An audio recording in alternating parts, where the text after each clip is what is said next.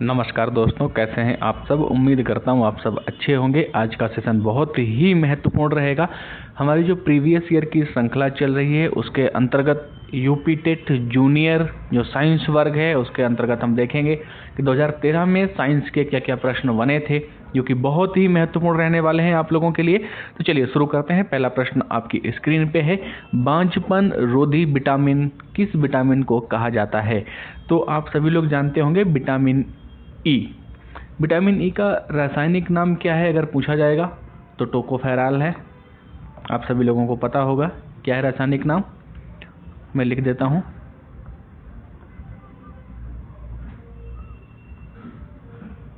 Tocopherol. सही answer क्या हो जाएगा? सही आंसर हमारा बी हो जाएगा, टोकोफेरॉल। अगले प्रश्न पे देखेंगे। अगला प्रश्न क्या कहता है, विटामिन ई प्रजनन क्षमता विकास के लिए बहुत ही जिम्मेदार होता है। विटामिन ए की अगर हम बात करेंगे तो ये दृष्टि विकास से संबंधित होता है। विटामिन के की अगर हम बात करेंगे तो ये रक्त का थक्का जमाने में सहायक होता है। जबकि विटामिन बी कॉम्प्लेक्स विभिन्न प्रकार के एंजाइमों, आप लोग देखते होंगे बी कॉम्प्लेक्स खाने के लिए कहा जाता है, कोई एंजाइम होते हैं इसमें बहुत सारे। सही आंसर हमारा बी हो जाएगा, विटामिन ई बांझपन रोधी विटामिन कहा जाता है। अगले प्रश्न को देखेंगे। पासवर्ड से प्रयुक्ता, मोबाइल में आप लोग पासवर्ड लगाते हैं तो उससे क्या होता है, गोपनीयता बरकरार रख सकते हैं। डी आंसर सही हो जाएगा। अगले प्रश्न को देखेंगे। ये प्रश्नों की श्रृंखला बहुत ही महत्वपूर्ण है क्योंकि आप लोग सभी जानते हैं प्रीवियस ईयर बहुत ही महत्वपूर्ण भूमिका निभाता है। 60% प्रीवियस ईयर आपका कंप्लीट कर देता है पेपर। तो चलिए अगला देखते हैं। जलीय तथा कीटभक्षी पौधा कौन सा है। तो जलीय और कीटभक्षी पौधा यूट्रिकुलेरिया है। क्या है? यूट्रिकुलेरिया है, जलीय व कीटभक्षी पौधा है। ड्रोसेरा तथा डायनियो ये दिया हुआ है जो दोनों बी और सी, डायनियो तथा ड्रोसेरा ये क्या है, ये कीटभक्षी पौधे तो हैं किंतु जलीय नहीं है, इसलिए सही आंसर हमारा क्या हो जाएगा, ए यूट्रिकुलेरिया। अगले प्रश्न को देखेंगे। कार्बन के बहुत अधिक यौगिक होते हैं, ऐसा क्यों होता है। तो आप सभी लोग जानते हैं कार्बन एक कैसा है, चतुसंयोजी तत्व है। तो इसमें क्या होता है, श्रृंखलीकरण की प्रवृत्ति अधिक होती है। तो सी में दिया है, इसमें श्रृंखलीकरण की प्रवृत्ति अधिक होती है जिस कारण विभिन्न तरह के यौगिक बना सकते हैं। अगले प्रश्न को देखेंगे। निम्नलिखित में से कौन सा चुंबकीय क्षेत्र का मात्रक नहीं है। निगेटिव को आप लोग हाईलाइट कर लीजिए, कौन सा नहीं है। सही आंसर हो जाएगा फेवर, सी आंसर सही हो जाएगा। ये चुंबकीय क्षेत्र का मात्रक नहीं है। चलिए अगले प्रश्न को देखेंगे। समान ताप पर ध्वनि की चाल अधिकतम होगी तो कैसे होगी, किस गैस में होगी। तो H2 गैस में होगी। ये आंसर सही हो जाएगा। H2 गैस में ध्वनि की चाल अधिकतम होगी क्योंकि अन्य की अपेक्षा इसका घनत्व कैसा होता है, सबसे कम होता है।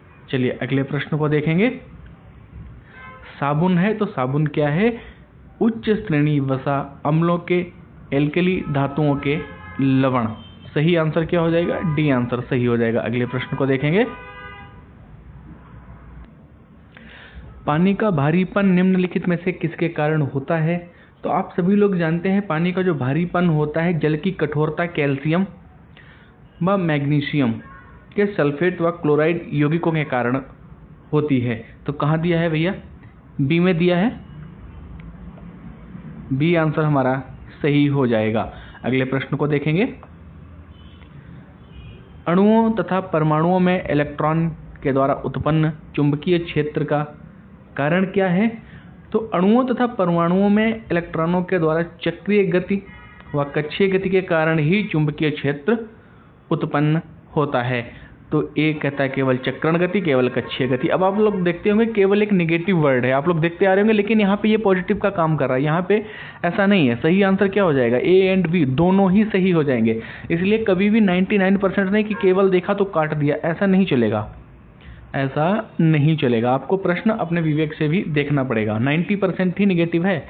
अगले प्रश्न को देखेंगे। एक व्यक्ति के लाल रुधिराणुओं में ए और बी एंटीजन है तो इनके सीरम में कौन सी एंटीबॉडीज होगी। तो इसमें क्या है, कोई एंटीबॉडी नहीं होगी। सी आंसर सही हो जाएगा। चलिए, होता क्या है, अगर ए रक्त है और ए एंटीजन है तो एंटीबॉडी क्या हो जाएगी, बी हो जाएगी। बी रक्त है, बी एंटीजन है तो एंटीबॉडी ए हो जाएगी। और अगर रक्त जो है ये ए या बी में से कोई है और एंटीजन जो है वो या ए और बी में से कोई है तो एंटीबॉडी क्या होगी, कुछ नहीं होगी। अगले प्रश्न को देखेंगे तो इसमें कोई एंटीबॉडी नहीं होगी। निम्नलिखित में से किसमें अधिकतम अणु हैं, तो किसमें है, ए आंसर सही हो जाएगा 1GH2 के। किसके हैं भैया, जब इसका आप निकालेंगे तो कितना आएगा, 1/16 आएंगे, 1/16 आएगा जब इसको आप पूरा सॉल्व करेंगे। सही आंसर ए हो जाएगा। अगले प्रश्न को देखेंगे। 1.5 ओम और 0.05 ओम तथा 0.25 ओम के प्रतिरोध श्रेणी क्रम से जुड़े हुए हैं। इनका तुल्य प्रतिरोध कितना होगा, जिनका जो सूत्र होता है श्रेणी क्रम संयोजन R1 + R2 + R3, जब इनको करेंगे हम तीनों को इनको जोड़ेंगे तो क्या होगा, 1.8 ओम हो जाएगा। कहाँ दिया है, ये दिया है, सही आंसर बी हो जाएगा। अगले प्रश्न को देखेंगे। इनमें से कौन सा वास्तव में मीन नहीं है, तो रजत जो है, एक रजत मछली मीन एक कीट है। इसको नहीं को आप हाईलाइट कर लीजिए क्योंकि ये यहाँ से आपको गलत करा देगा। शेष ये सब क्या है, शेष ये सभी क्या है, मछलियाँ हैं, जबकि रजत मीन एक कीट है। तो इसमें पूछा गया था कि कौन सी मछली नहीं है, तो रजत मछली जो है ये मछली नहीं है, क्या है, एक कीट है। सही आंसर बी हो जाएगा। अगले प्रश्न को देखेंगे। यह आर्थ्रोपोडा संघ का जंतु है। केलेमाइन किस धातु का अयस्क है, तो केलेमाइन जिंक धातु का अयस्क है। सी आंसर आपका सही हो जाएगा। प्रीवियस ईयर अगर आप देख लेते हैं 2011 से 2022 तक जो भी प्रीवियस ईयर पेपर हुए तो आप मान के चलिए 10 से 15 प्रश्न साइंस के जिस भी सब्जेक्ट के आप देखेंगे उसके आपको प्रीवियस ईयर से मिलेंगे ही मिलेंगे। तो प्रीवियस ईयर को आप बहुत अच्छे से देखते हुए चलिए। सही आंसर हो जाएगा सी जिंक। अगले प्रश्न को देखेंगे। किसमें प्रणव पर्व होता है, तो किसमें होता है, एस्परागस में होता है। किसमें होता है, एस्परागस में होता है। प्रणव पर्व तने का रूपांतरण है। अगले प्रश्न को देखेंगे। सही आंसर डी हो जाएगा। कौन सा ऊतक शरीर के विभिन्न भागों में फैला होता है तथा शरीर के विभिन्न भाग में बनता है, तो संयोजी ऊतक जो होते हैं शरीर के अन्य की अपेक्षा सर्वाधिक व्याप्त हैं शरीर में हमारे, तो ए आंसर सही हो जाएगा। निम्नलिखित में से कौन सा यौगिक है, तो आप सभी लोग जानते हैं ग्लूकोज एक यौगिक है। यह कार्बोहाइड्रेट का एल्डिहाइड कार्बनिक व्युत्पन्न है। सही आंसर डी हो जाएगा। अगले प्रश्न को देखेंगे। न्यूनतम संभव ताप क्या है, तो न्यूनतम संभव ताप -273 डिग्री सेंटीग्रेड है। अगले प्रश्न को देखेंगे।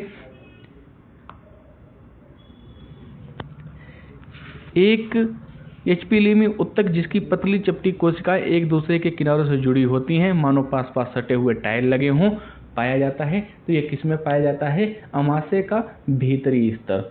कौन सा होता है, अमाशय का भीतरी स्तर। ए में दिया है तो ए आंसर सही हो जाएगा। यहाँ पे थोड़ा सा टाइपिंग मिस्टेक है, इसको सही से लिख लीजिए आप लोग। इसको कट कर दीजिए, यहाँ से मैं लिख देता हूँ इसको।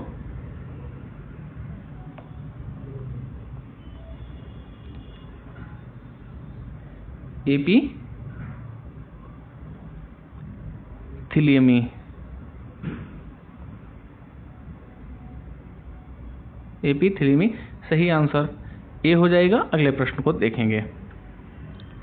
इनमें से कौन सी सांद्रण की एक विधि नहीं है, तो सांद्रण की कौन सी विधि नहीं है, निस्तापन। सही आंसर क्या हो जाएगा, सी आंसर सही हो जाएगा।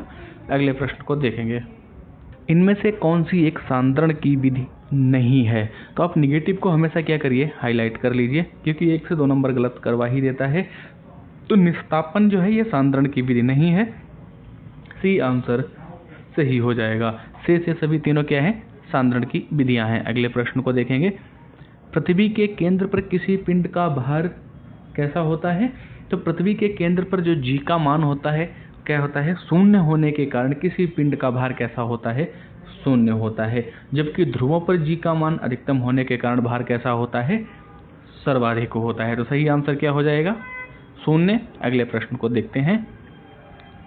एक उत्तल लेंस जिसकी फोकस दूरी 0.5 मीटर और एक अवतल लेंस जिसकी फोकस दूरी 1 मीटर है को जोड़ा जाता है। परिणामी लेंस की क्षमता क्या होगी? तो इनको जब जोड़ेंगे तो परिणामी लेंस की जो क्षमता आएगी 1 डायोप्टर आएगी, 1 डायोप्टर आएगी। अगले प्रश्न को देखेंगे। सही आंसर ए हो जाएगा।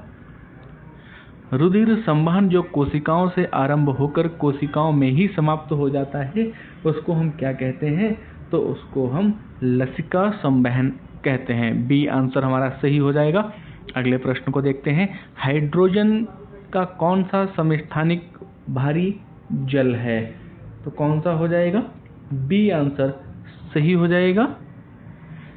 इसमें थोड़े से ऑप्शन सही से नहीं लिखे हैं, तो कौन सा हो जाएगा मैं बता देता हूं। ड्यूटेरियम भारी जल बनाता है ये। बी में ऑप्शन लिखा हुआ था, तो वो क्या लिखा था बी में, 2,1H ये लिखा है, ये सही हो जाएगा। अगले प्रश्न को देखेंगे। बाइनरी अंकन पद्धति में डेसिमल अंक 16 तथा 16 का मान क्या होगा? तो इसमें 16 का मान सही हो जाएगा। सी आंसर हमारा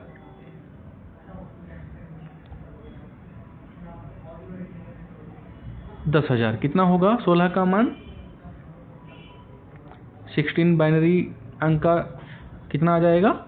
10,000। अगले प्रश्न को देखेंगे। सी आंसर हमारा सही हो जाएगा।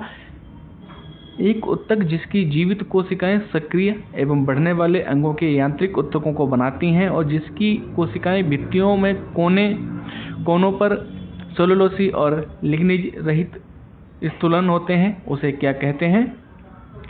तो उसको हम क्या कहते हैं? स्थूल कण उत्तक। क्या कहते हैं? तो स्थूल कण उत्तक। सी आंसर हमारा सही हो जाएगा। अगले प्रश्न को देखते हैं। न्यूमेरिक कुंजी या न्यूमेरिक की होती है, तो ये कीबोर्ड में होती है। डी आंसर सही हो जाएगा। ये देखिए कंप्यूटर का प्रश्न साइंस में पूछा गया है। बाइनरी अंकन पद्धति डेसिमल अंक 16, ये देखिए मैथ का प्रश्न साइंस में पूछा गया है। तो कहीं से कोई भी प्रश्न घुमा फिरा करके पूछा जा सकता है, तो आपको तैयारी अच्छे से करनी पड़ेगी। प्रोड्यूसर गैस के मुख्य अवयव हैं, तो प्रोड्यूसर गैस के मुख्य अवयव कौन है? CO + N2। सी आंसर सही हो जाएगा। अगले प्रश्न को देखते हैं। नारियल के रेशे किस भाग से मिलते हैं? तो मध्य फल भित्ति से। किससे मिलते हैं? मध्य फल भित्ति से। सी आंसर सही हो जाएगा। आज के प्रश्नों की श्रृंखला के अंतिम प्रश्न को देखते हैं। जिन लोगों ने अभी तक चैनल को सब्सक्राइब नहीं किया है, चैनल को सब्सक्राइब कर लीजिए।